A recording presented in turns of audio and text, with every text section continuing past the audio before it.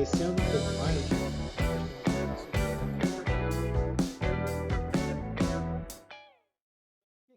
Agora, não menos importante, talvez a parte mais importante desse vídeo, eu vou falar sobre as heurísticas de Nielsen. Tá? Nielsen é um autor renomado na parte de design e ele falou sobre 10 princípios de design que é muito importante que a gente siga para que nós tenhamos um bom sistema, uma boa interface de usuário.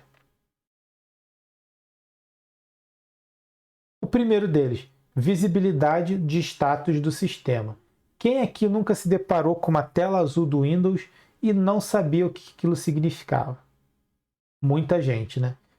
Por isso, claro, se você não vai fazer contato com o fabricante, talvez aquilo não te ajude tanto, tá? Mas se você tem uma informação sobre o status do sistema, por que o sistema está travado, tá? Ele realmente entrou em erro ou ele apenas está carregando alguma coisa? Isso é muito importante para o usuário, para que ele não tome uma atitude errada, como reiniciar o computador, reiniciar o aplicativo, fechar a página, apertar o F5. Então, por exemplo, aqui nesse caso de visibilidade de status de sistema, eu posso usar como exemplo uma barra de carregamento. Tá? Se o usuário vai clicar em um botão e a ação que aquele botão vai executar vai demorar, não vai ser instantânea, é muito adequado que você tenha uma barra de carregamento. Por quê? Porque essa barra de carregamento vai dizer para o usuário: o sistema não travou, ele está executando alguma coisa e ao fim dessa barra você vai voltar a ter controle sobre ele. Então, a primeira heurística de Nielsen fala sobre isso, visibilidade do status do sistema. É como o sistema vai informar para o usuário o que está sendo executado naquele momento. Quanto mais informações o usuário tiver, melhor a experiência que ele vai ter. Sintonia entre o sistema e o mundo real, a segunda heurística de Nielsen. O que vem a ser a sintonia entre o sistema e o mundo real? É o usuário identificar no sistema, no aplicativo, na página, no site, elementos do mundo real. Porque se tudo ali for ilusório, se tudo for novo para ele, se tudo não houver uma representação do mundo real, ele não vai se identificar e vai ter dificuldade de memorizar aquilo. Por exemplo, uma chave de acesso. Tá? Há um tempo atrás isso não era tão comum, mas cada vez se tornou mais comum utilizar CPF como chave de acesso. Por que CPF e não um e-mail, e não um número aleatório, e não um login, né? Criação de login, como era muito comum até alguns anos atrás, e agora cada vez mais está se usando o CPF. Porque o CPF é uma coisa real, a pessoa utiliza aquilo para um monte de coisa no mundo real, como para criar conta em banco, para um monte de coisa. Então, aquilo traz o usuário para o mundo real. Fica mais fácil dele lembrar quando ele for entrar de novo no sistema. Qual é o meu login aqui? É o meu CPF. Se o sistema já informar para ele que é o CPF, ótimo, ele nunca vai esquecer o usuário dele. Então, sintonia entre o sistema e o mundo real, muito importante, segundo a heurística de Nielsen. Na terceira heurística de Nielsen, temos aqui controle e liberdade do usuário. Não prender o usuário em situações que ele não controle, que ele fique muito escravo do sistema sem ter algum tipo de controle. Como, por exemplo, não ter o botão de fechar no topo da página. Tá? Ou, por exemplo, no caso de aplicativo de Android, o botão Home não fechar o aplicativo. Inclusive, o Android bloqueia isso. Tá? Nativamente, o Android não deixa você bloquear o botão Home. Você consegue até bloquear o botão Voltar, consegue bloquear o botão ali de revezar entre as aplicações, mas o botão Home, se você não está alterando o root do seu Android, ele não permite que você bloqueie ele, justo por causa disso, para que o usuário tenha um certo controle sobre o aplicativo, que ele não fique escravo de sair apenas pelo botão de sair que você programou no seu aplicativo. Ele tem opções. Então, terceira heurística de Nielsen, controle e liberdade ao usuário. Na quarta, nós temos consistência e padronização. O que vem a ser consistência e padronização? As mesmas coisas serem feitas do mesmo jeito sempre. Tá? Não é normal você cadastrar, vamos supor, o nome de usuário, primeiro digitando no Edit Text, através do seu teclado, teclado físico, tá, do computador, e depois você digitar na mesma tela, tá, no mesmo local, cadastrar o usuário através de um teclado digital na tela que você vai clicar com o mouse, com a seta do mouse, tá? Então, consistência e padronização. Sempre que você for fazer uma coisa similar, faça do mesmo jeito, tá? Para quê? Porque o usuário já aprendeu uma vez, ele não vai ter que aprender de novo. A evolução dele é constante. Ele já aprendeu, agora ele executa. Então, quarta heurística de Nielsen, consistência e padronização. Na quinta heurística de Nielsen, nós temos aqui evitar erros, tá? Mas o que vem a ser evitar erros? Ah, pô, meu aplicativo vai dar um erro, não tem como prever. Isso é outra coisa, vamos falar depois. Eu estou falando aqui de erros conhecidos. Por exemplo, um campo no banco de dados do seu aplicativo, da sua página, do seu sistema, que não pode estar em branco, como o número de CPF do usuário, tá? A chave principal não pode ficar em branco. Você já foi lá e determinou isso no banco de dados, ou seu programador de banco de dados criou esse campo de forma que ele não possa ser vazio, tá? Ele é not null. Cara, você não pode deixar que o seu usuário, na interface, deixe aquele campo em branco, tá? Quando você clicar lá em salvar, digamos que seu aplicativo, sua página, seu sistema tem um botão de salvar. Se aquele campo estiver em branco, ele não vai chamar o insert do banco. Ele vai ter que dar ali na interface um erro para o usuário, uma informação, um aviso. Este campo não pode ser deixado em branco. Por favor, preenche. Tá? Então, evitar erros quer dizer o quê? Se antecipar ao que o seu sistema já conhece. Se você não pode ter um campo em branco, você não vai deixar avançar daquela tela com aquele campo em branco. Tá? Essa é a quinta heurística de Nielsen, evitar erros. Reconhecer mais do que lembrar. Tá? Eu já falei isso aqui antes, tá? Também falando sobre algumas coisas de Nielsen. É ideal que o seu usuário se sinta familiarizado com as telas da sua interface. Tá? Use itens que ele vai reconhecer. Tá? Use tom de cores que vão remeter apenas àquela parte do sistema. Use ícones que vão remeter apenas àquela parte do sistema. Use ícones iguais para executar as mesmas funções em diferentes telas. Por exemplo, o botão de salvar na cor verde. Se você tem vários botões de salvar em várias telas do seu sistema, utilize sempre na cor verde. Por quê? Porque ele vai reconhecer, ele não vai precisar lembrar. Tá? Isso é só um exemplo, existem vários outros, mas faça o seu usuário reconhecer os recursos do seu sistema e não que ele tenha que ficar forçando da mente ou anotando para lembrar. Beleza? Sexta heurística de Nielsen, reconhecer mais do que lembrar. Na sétima, nós temos aqui flexibilidade e eficiência. O que vem a ser isso? Nós podemos ter um sistema que ele funciona muito bem para iniciantes e muito bem para expert. Isso é flexibilidade e eficiência. Por quê? O iniciante ele tende a fazer um passo a passo. Ele tende a querer ler o menu, ler o título do menu, para clicar ali, para ver um submenu, para passar o mouse em cima, para ver as opções que ele tem. Depois que ele já tiver expert naquele sistema, depois ele já souber tudo que aquela tela do sistema faz, talvez ele não precise passar por todos aqueles passos. Atalhos vão ajudar, vão fazer com que o trabalho dele flua mais rápido. Então, você tem um sistema flexível, tá? Que ele atende muito bem iniciantes e experts, e eficiente. Por quê? Ele vai funcionar bem para o iniciante e bem para o expert. Todos eles vão conseguir fazer o seu trabalho da melhor forma de acordo com o seu nível. Então, sétima heurística de Nielsen, flexibilidade e eficiência. Oitava, nós temos design estético e minimalista, tá? Galera, eu já falei que eu não sou designer, tá? Então não tenho uma proficiência tão boa para falar sobre isso, mas um design carregado, pesado, com muitas cores diferentes, com muitos elementos, tende a não ser prático, tá? Tende a poluir a tela, tende a confundir o usuário. Então, utilize o mínimo possível de recursos, no caso do Android de widgets, necessários para executar aquela ação. Por exemplo, o próprio celular ele já tem um botão de voltar nativo do Android, e o iOS também, se eu não me engano, tem. Para que você vai criar um botão de voltar no seu aplicativo?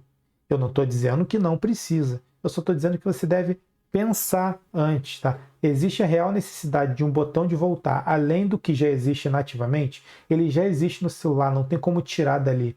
Ou seja, você pode reduzir um elemento da sua tela, tornando ela mais minimalista, mais bonita, porque aquilo ali já foi planejado por designers do fabricante do celular e do desenvolvedor do Android, e aquilo vai ser estético, tá? Vai ser muito bem estético e vai ser minimalista. Então, oitava heurística de Nielsen, design estético e minimalista. Nona heurística de Nielsen, recursos para diagnosticar e corrigir, tá?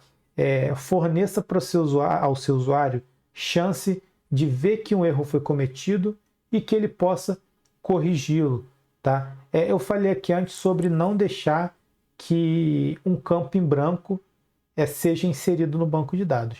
Mas nós podemos, por exemplo, ter algum campo que ele pode ser em branco ou não, como, por exemplo, o número de telefone fixo.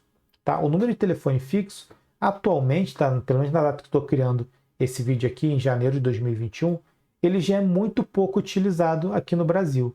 Tá? A grande parte dos telefones utilizados são número de celular. Então, se você vai criar um formulário de cadastro que precisa ter contato e você quer colocar ali telefone fixo, provavelmente você vai fornecer ao usuário a opção de registrar ou não o número de telefone fixo, porque pode ser que a maioria de seus clientes não tenha. Porém, você tem que fornecer para ele um recurso, fornecer para ele a chance de diagnosticar aquilo, ou seja, de ver que ele não cadastrou aquilo e corrigir. Ou seja, não adianta você cadastrou, digamos que você não seja o utilizador desse cadastro, você é um funcionário que cadastra, ou melhor, o seu usuário, né, quem vai utilizar o seu sistema, tem um usuário que cadastra e o usuário, digamos que vai ter acesso àquelas informações para ligar para alguém. O usuário que cadastra, ele precisa poder ver os dados que foram cadastrados. Para quê? Para ele diagnosticar, digamos que ele tenha esquecido de pedir o telefone fixo da pessoa. Ele precisa ver todos os campos que ele acabou de cadastrar e ter a opção de alterar. Por quê? Para que ele consiga operar o sistema da melhor forma possível. Então, nona heurística de Nielsen, recursos para diagnosticar e corrigir. E temos aqui como décima e última heurística de Nielsen, ajuda e documentação. Galera, cada vez mais a documentação, principalmente a nível de usuário, tá? Não a nível de sistema, documentação de sistema, 100% necessário ser feito, tá? Depois vamos falar sobre isso em outros episódios. Não é o caso aqui. Mas a documentação de usuário é muito importante que ela seja feita, tá? E a ajuda, tá? Por quê? Porque alguma coisa pode não ser óbvio para o usuário, tá? Como eu falei, está caindo cada vez mais em desuso, em redução, essa criação da documentação. Por quê? Porque as interfaces são simples, são intuitivas, são fáceis, se você atendeu a tudo que eu falei aqui até agora. Porém, pode haver algum momento que algo não vai ser óbvio para o usuário, como, por exemplo, alterar um cadastro já feito. Tá? Em geral, um sistema de cadastro, ele já leva do ponto A ao ponto B automaticamente. O usuário vai entrar e automaticamente ele vai avançar até finalizar. É criado assim por padrão. Porém, para alterar aquele cadastro feito anteriormente, é tão simples assim? Talvez não seja, talvez ele vai ter que entrar em um menu que não entra automaticamente quando abre a interface dele. Então, para isso é muito importante que o seu sistema, aplicativo, site, página, possua ajuda. E essa ajuda, essa documentação, não precisa necessariamente ser um documento. Pode ser aquele texto que aparece sobre o campo quando você passa o mouse. Tá? Por exemplo, pedindo o nome, tá? O nome da pessoa.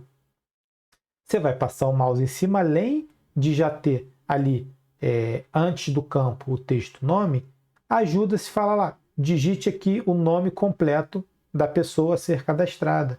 É uma ajuda. Outra ajuda muito importante, que é muito vista em sistemas, quando se pede o número de CPF. Tá? Geralmente se pede lá, número de CPF.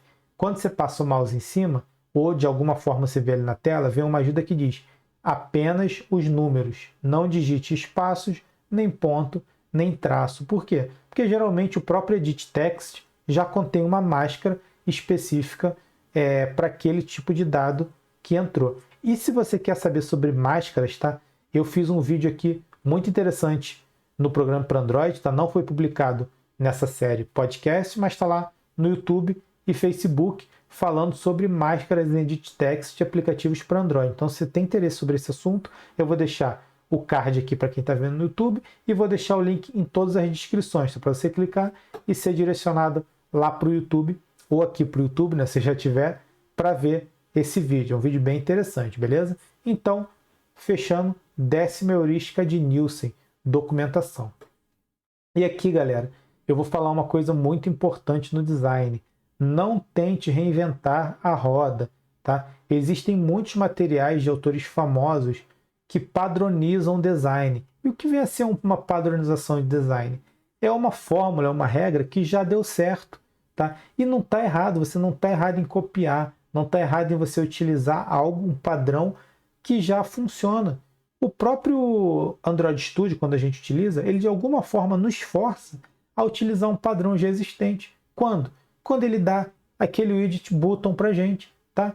É um button, é um botão que já é visualmente reconhecido, tá? O spinner, o tamanho dele, a setinha para baixo para você saber onde clicar, aquilo é um design já reconhecido. Então, as nossas ideias, a nossa linguagem, ela já nos fornece alguma forma de padrão de design, tá? E existem diversas documentações de padrão de design que você pode seguir, pode utilizar para se guiar. Você não precisa copiar fielmente, mas se você seguir aquilo ali, tende a ser uma boa interface de usuário que você vai criar.